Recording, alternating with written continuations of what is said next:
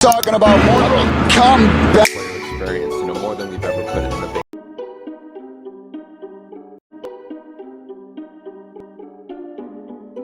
I know exactly why Mortal Kombat 1 sucks.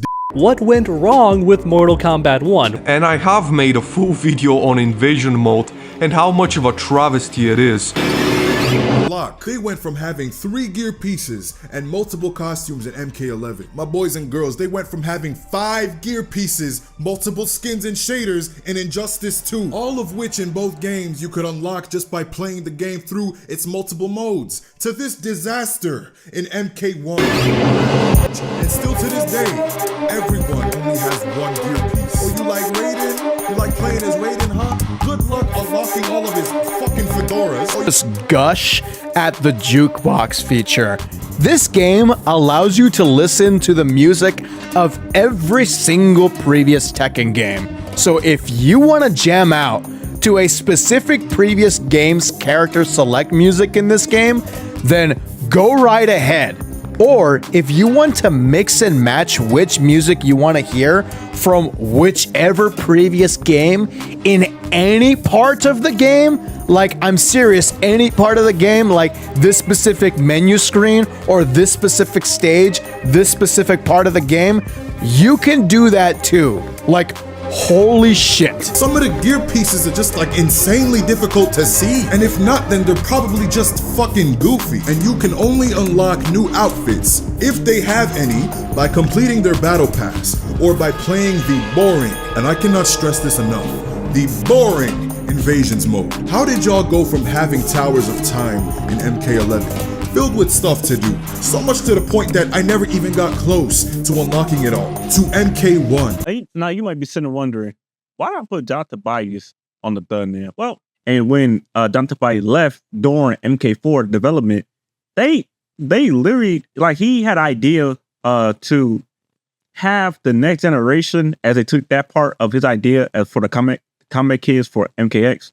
Well, John Tobias, they had idea to take his idea for MK4, having Liu Kang child as the next generation of the heroes, and we could see his life as a child and then go to, like we see in past games with Shinjinko.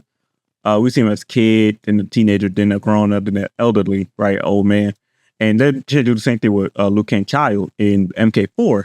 And that was John Tobias' idea, having us as the audience looking like in his perspective of him being the next hero from his father, and having Kai train his son as Liu Kang trained Kai. That shit sound fire. But midway, they decided not to go through that, and I could tell. And you look at interviews during MK4 development, you could tell John Tobias felt like they wasn't really caring about his idea more, and they were caring about other people's ideas. So he left during that, and that's what we get. Like, that's when you start seeing inconsistencies in Mortal Kombat timeline. Yes, I like the old characters, but seeing MK1, 2, and 3 characters in every Mortal Kombat game, it gets old. And I feel like that they choose the right route, like Street Fighter 6 trying to do, doing of a protagonist child and setting him up to be the next hero for the next generation. So seeing that, I would say put that in the Mortal Kombat game. That'd be sweet. Like, that shouldn't be crazy to see that. But if you want to learn more about information, I'll make sure I put one of Bruce Poet videos about it too. Now, how you doing? Listen, we've been Mortal Kombat fans. All of us been Mortal Kombat fans for a very long time. And as I made my last video about Mortal Kombat, if you guys want to check that out, go back and check it out too. As I made my last video on Mortal Kombat, and I was saying that I was trying to say that us being Mortal Kombat fans been rarely having dry content, right? And us loving something that we love so much and seeing it being tarnished by somebody who you think supposed to love their own series. And I've been playing Mortal Kombat since I can remember being 5 years old, playing Mortal Kombat 1 and 2 and so on, the other series. And I know many of y'all play Mortal Kombat. Seeing how NetherRealm and Boom, seeing how we waited so long for a game that we waited to get upload, it's crazy, bro. Like, I never seen a game that, it's like every time nowadays game you know, even the good ones, a minority of the good games coming out like Helldivers 2, Baldur's Gate 3, or even Stellar Blade and many others like RE4, even you could say Spider-Man 2, right, for the PS5. But seeing Mortal Kombat 1 not at the same par of content quality as Street Fighter 6 and Tekken 8, it's crazy. Like I had never waited for a fighting game that long to have that long been having dry ass content for almost what 11 months. I think it's been 10 months or 11 months. Let me know I'm saying it wrong. Let me know I'm not getting the right facts in the comment section. You can let me know how many months Mortal Kombat been out. Mortal Kombat 1. You know, Mortal Kombat 1, I think about 10 months or 11 months. We have it's shit on there. Only thing on there's like damn like season shit. Like, bro, like who cares about the season stuff? Like Mortal Kombat been dry for so long. Even another round studio fan who never played Tekken with the Tekken Street Fighter. Now in my last video of Mortal Kombat, you want to check that out? You know, I put the shit right here. You know, my last video I was saying that Street Fighter 6, it got the aesthetic and authenticity of putting you know black culture, hip hop, and Asian culture in a beautiful blend of fusion in Street Fighter 6. And I think one comment saying that I wasn't being more particular of what I mean by that. Well, for that comment, I could be particular. This video really is a me. This video is me basically addressing you guys saying that thing that I did wrong in it. Also, I love the comment you guys did in my last Mortal Kombat video. I thank y'all for appreciate it. I appreciate you guys for just commenting. We could, you know, build a community together. That's what I want to do for the channel, right? So one of y'all said I ain't really, you know, I really expressed what I meant about Street Fighter 6. Well, you know, I'm gonna go Street Fighter 6 and tell you what I mean by that. So, you know, let me get to it, bro. Let me go ahead and get to it. Street Fighter got that Japanese mixed with black culture fight, right? Now in Street Fighter Alpha series, right? The Alpha series, you got hip-hop culture. The new aesthetic that Third Strike ushered in, embracing more of a gritty and urban style leaning into hip-hop with a new announcer that fits that style perfectly. Go on other character portraits from New Generation and Second Impact. In its place is new art that fits the new aesthetic with each in-game sprite icon being more stylized for the character. The HUD is even more streamlined with completely new stages that fit this new aesthetic. And a new soundtrack that's comprised of an amalgamation of hip-hop, jazz, jungle, house, and drum and bass, making for quite the unique soundtrack that holds up to this day. And in this game, it fused the Street Fighter and the black culture together. And you can feel it even when you're in the game menu. Like, look how colorful this menu is. Like, bro, like come on, each character have their own personality. And that's what I like about Street Fighter 6. Like, it's the personality and the aesthetic of the game, and that's where I didn't really put I should more went into my last video, but you know, in this video I'm gonna go more into it. So you can see like each character got their own personality and their own aesthetic in Street Fighter 6, and you can feel the hip-hopness and the Japanese culture with it.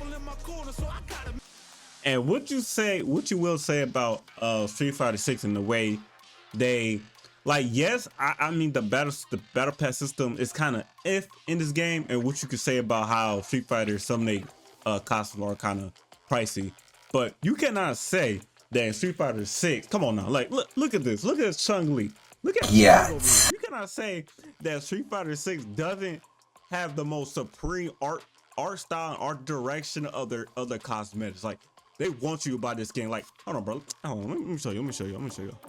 I'm about to go to Gyuri, one of my favorite characters, right?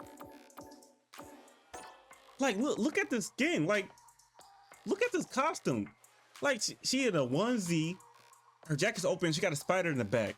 Like, you can see this is Gyuri.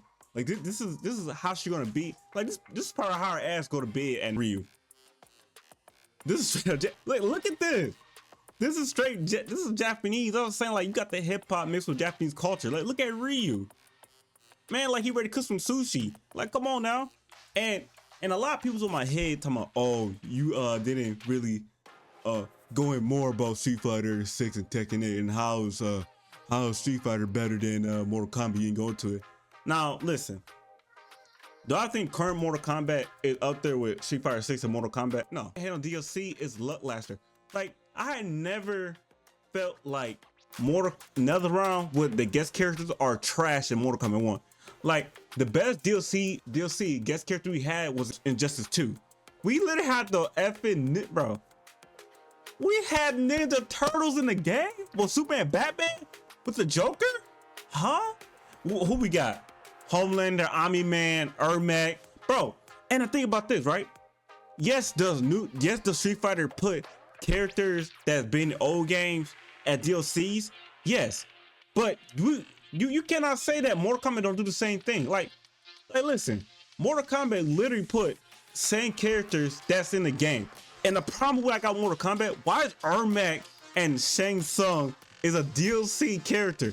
That doesn't make any sense. Why would I buy a game if the character's already in the pack?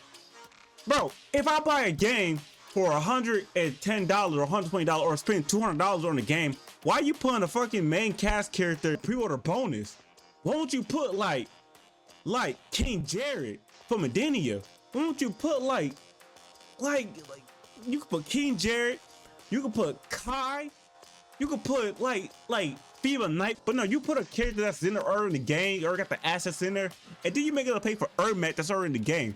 That doesn't make sense another round. That doesn't make sense. Like, okay, let's say, okay, now this is my problem, right?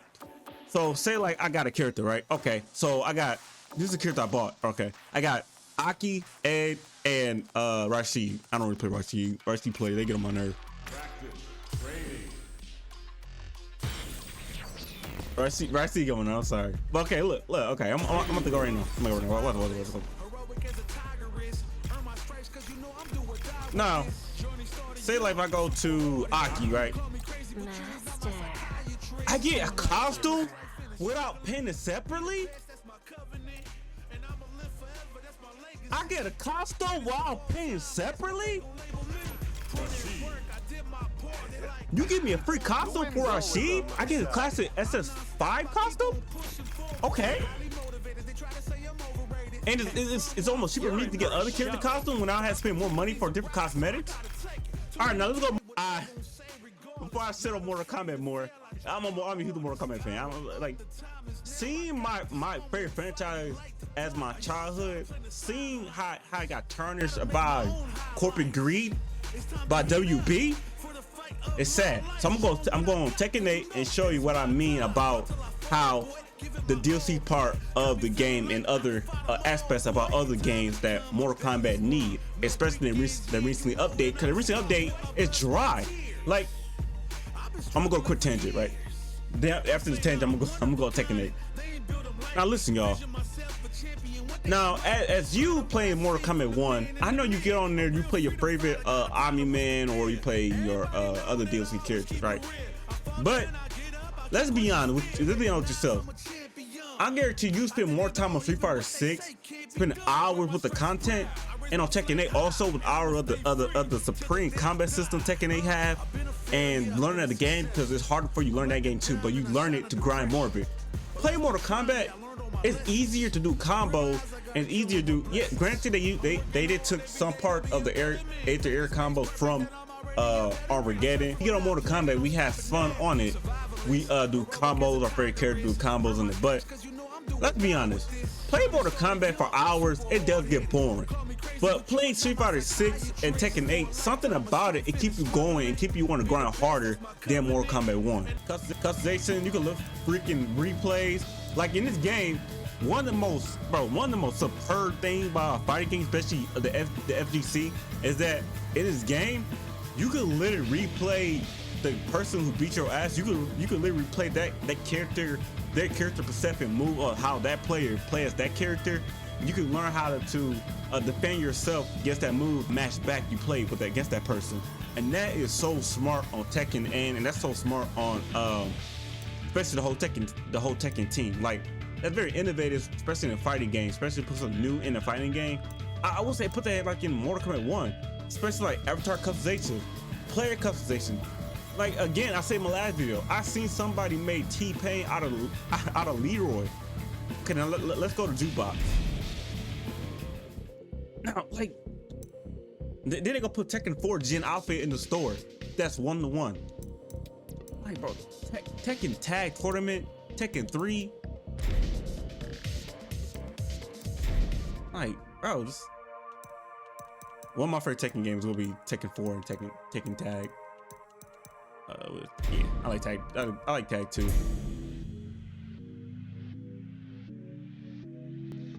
Ooh, that shit going. Oh, they hear that shit? No, we just vibing right now. Oh man, this like, bro, like for the combat. Why NetherRealm? Why would the? God. Oh my God, Lord, please help me. Now, listen, everybody. I'm so passionate about. I'm pretty passionate about this, right? And you know, I'm not gonna be fake with y'all. Like, I can't be fake to y'all because you know you guys literally sacrifice some of your time for me, and I cannot be fake. I cannot be fake the funk, right? And you know, seeing this, it pissed me off. Like, I literally sat and trying to figure out how I'm gonna come through this video and how I'm gonna tackle it. And you know, I came to conclusion instead of me make a video about you know, like I did Mario Sunshine. Make sure you guys watch that too. Instead of me making a video about this, I'm gonna just be low key and just talk to y'all. Now, seeing Movado as a cameo pissed me off. Here's why. If you put Takeda, a character everybody asked for, why wouldn't you put more 3D air characters as DLC, right? Like, you could have Ermac and Shang Tsung and Quan Chi. Oh my, I'm getting pissed. You niggas literally put 3 characters that are in the game at DLC, and people is loving that shit. I don't see that shit okay. Like, I don't care. Like, they literally put like, yeah, it's cool. Homelander is a clone. You know, it's cool for Homelander being as a DLC character, right?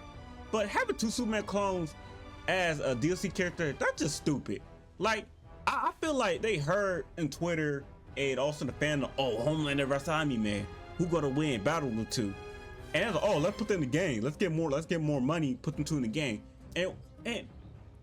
And what they fucked up on, it's like, you don't do that. Why would you put Omni-Man and Homelander in the same game? 2 evil Superman clones in the game? Who wanna? Bro, I like DLC character. I'm gonna make sure I'm on cosmetics. Okay. So y'all seen on Street Fighter 6 and on Tekken. So if you're gonna on a character in Mortal Kombat, you doesn't get none of the gear buying it. You spend all that money for DLC and it doesn't give you gear or even cosmetics or even outfits. Like, why we didn't get Mortal Kombat 9 Ermac? Why we didn't get a Mortal Kombat X Ermac? Why would he get none of his other DLC? Like, why would he get MK1, MK2 Ermac, like MK2, MK3 Ermac? Like, you telling me I pay money for a character that I want to play, but you don't give me none of the shit? Huh? And then you got the fucking nerve to unlock a lock. You have the nerve for me to lock a fatality? You want me to go to Born at Adventure mode to grind? And you niggas eating the shit up? Nah, B. Nah, that's pissed me off. I'm mad for the people too. You guys, bro, shit is high. And see, this shit is corporate greed. I'm tired of it. I'm tired of it. Like, here go WB again, whacking their nuts out and rubbing on Mortal Kombat 1. Like, they literally made us put 3 decent, like, they literally put Peacemaker. Like, yes, people happy John Cena's in the game, but like, he's a Johnny Cage. Like, that's cool. Like, I understand Peacemaker in the game, right? That's cool. I understand that, but having paying for Quan Chi and Ermac and Shang is crazy to me. Like, you guys can make a case about having guest characters, but we can agree that this gold time around, Mortal Kombat 1 guest character in this Compact 1 is ass. Just saying. I'm just saying, like, the only character I see that's cool on here is literally Takeda. That's the only person I can see that's right in this past, because the Kombat kids got shit on by NetherRealm Studios, which is fucking retarded. Why would you hype up Cassie K, Jackie Bridge, Takeda, and Con Jin as the next generation Mortal Kombat kids? but you shit on them? Come on, now, it doesn't make any sense to me. It doesn't. I don't understand why. Let me know, guys, how you guys feel about current Mortal Kombat 1, and let me know, do you guys feel the same way about they're not the same level or the same content wise, not yet, as Tekken 8 and Street Fighter 6. Cause I'm telling y'all guys right now, y'all had 11 months to implement things that the community want for a long ass time. Music, game mode, new game mode, party modes, better invasion, better grind system. But yeah, still y'all just put DLC characters on there, and that doesn't sit right with me. So let me know how you guys feel about that, and let me know how you guys feel about this rant. I want to say Happy Mother's Day. I'm doing a time crunch right now. I know this video kind of short, but I appreciate you guys for watching. Good boy out of here. Peace.